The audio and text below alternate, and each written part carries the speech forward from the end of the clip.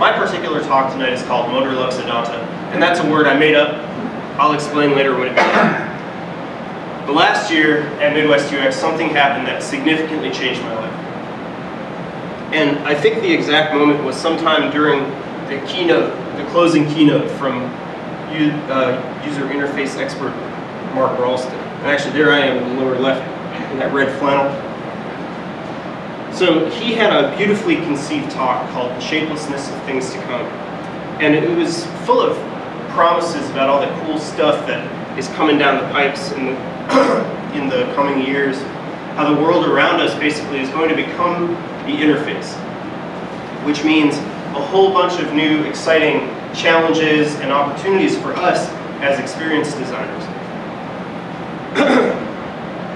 So he showed these cool videos of people using prototype smart kitchens and smart offices where you just point at stuff and things happen, or you talk to things and information pops up. And there was also this really sweet video of his daughter wearing these mechanical dog ears from Japan. I think they read your brainwaves or something like that, so that when her dad said, "Hey, how about ice cream for dinner?" her ears shot up like a dog's. And it made my flesh crawl. It made me want to pack up my own wife and daughter and move to a cabin in the mountains and never look at a computer again. And it also reminded me of this short story called The Machine Stops by E.M. Forster. Everybody here should read it. Just go online, it's there for free. You can read it between the time you eat dinner and go to bed tonight. It's not that long. But it's about a world where everybody lives in these rooms where technology takes care of your every need, everything you might want, connects you to anybody you'd want to be connected with. And actually it predicts a lot of the social media and Internet of Things stuff that's starting to take shape. And the more I thought about it, the more it seemed like all of Midwest UX was really just a big pep rally for our new robot overlord. And so I ended up, oh, I'm sorry, so there was an example here. Earlier in the conference, there was a guy who did a talk about putting sensors on skis, kind of like a Fitbit for your skis. And I kept trying to wrap my head around the fact that he had said he was trying to help skiers connect with the act of skiing. As if he's sitting there in the ski lodge and skiers are coming in and their skis in the rack or whatever happens in ski lodges and going, "Man, I just couldn't connect with the slopes today. If only I had second by second data about my downhill velocity that I could pour over on my laptop afterwards." So I spent the 2-hour drive home from Indianapolis thinking about why I had this creepy crawly reaction to all this stuff, what I was going to do about it. And it ended up becoming a passion that I've nurtured into an area of thought and a couple talks, and the beginning is what I hope will be a new part of the standard design process. But so this year I went to Midwest UX with an axe to grind. And I had an eye out for these things that I've been thinking about over the past year and recognized as important. For example, I wanted to see if anybody was thinking about the negative unintended consequences of the things they were designing. After all, Jared's school says design is the rendering of intent. So we ought to take some ownership of the things we're building, of our designs. And I wanted to see if people were thinking about the impact of technology on people and on society. Technology has the ability to rewire our brains, and it transforms our habits, our interactions, our expectations. It can restructure society around its whims. So that's a lot more significant than just creating delightful reactions or delightful interactions. And I wanted to see if people were thinking about what would have to be given up in the adoption of the things that we build.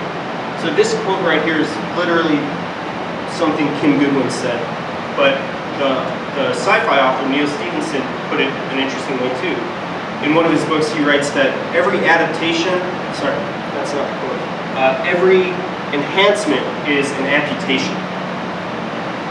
So it turned out this time the people of Midwest UX were thinking about this stuff. And yeah, there were still some talks that were very rah about the latest, greatest gadgets, like this enthusiastic talk about wearables that actually ended up leaving me kind of bummed out for a couple hours. I realized that this like wearable Internet of Things cyborg stuff is really just a way to plaster over reality continuously with designed experiences all the time. And in that sense, it's kind of anti-reality and anti-human. That's my take anyway. But there were more than a couple speakers who focused on principles like this. So Dan Saffer, and all the quotes up here, by the way, are from talks.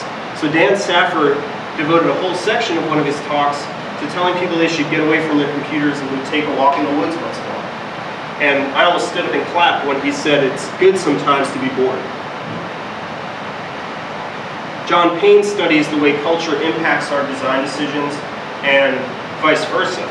And he underscored the fact that since that's a two-way street, we ought to be taking responsibility, being extra deliberate about the impact we're having on culture. And Karen Holzblatt knows that human relationships are important, and so she likes designs that support those relationships, maybe even designs that get the technology out of the way. Her cultural model of contextual design, by the way, is worth checking out if anybody's interested. And Mark Reddig co-led a workshop all about designing for social change, which highlights the fact that people in our field are after something deeper than just designing cool stuff. We're interested in not polluting the human experience with technological garbage.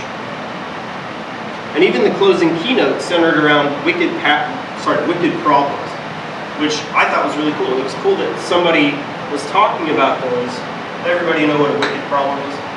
It's a problem to which there's no clear, obvious solution.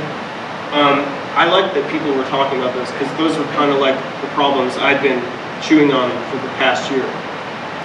And there were attendees asking cool questions too. So during the talk on AI risk, one of the guys behind me voiced concern about the fact that the people working on AI are such a small, non-representative sample of us, and what are some of the possible negative outcomes of that for AI behavior. And during one of the keynotes, somebody asked about our ethical responsibilities as designers to make sure the stuff we're designing doesn't screw up society by accident. And somebody else asked about the trade-off between simplifying interactions and empowering users. So he was concerned about people becoming less capable due to designs that dumb everything down to the point where toddlers can use iPods better than their grandparents, which I guess everybody's probably familiar with. And it was almost as if the Midwestern UX world had that same drive home from Indianapolis last year that I did. So it was an edifying experience, both to see those talks and those questions, and especially afterwards at the happy hours when we'd meet up and talk about this stuff. Okay, so this is the part where I explain this string of letters. Motorluxodonta is a combination of two words.